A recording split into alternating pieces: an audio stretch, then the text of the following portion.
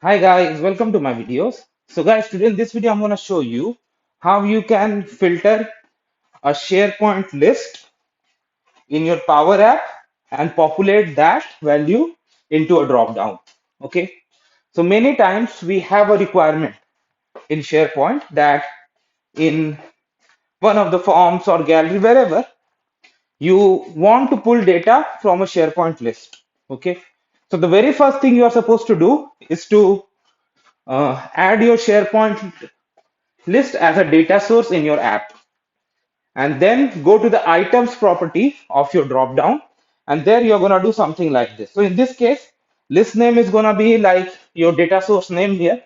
So let's say you have a list A, okay, in SharePoint, and that you have brought it as a data source. So that goes here, and this name title is the field name. Like by default, SharePoint list creates a field title. So I just renamed it to name, so it appeared like this. And this data card value 22.text is a text value. Like I have a data card over there. So my requirement is like in my drop down, uh, all values should appear except one that is matching this one, this text.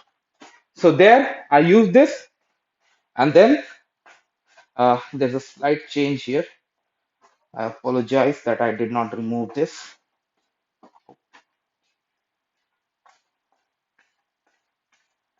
Yeah, that's fine now. So that's how it works. So first I'm filtering, and then this particular column I'm using.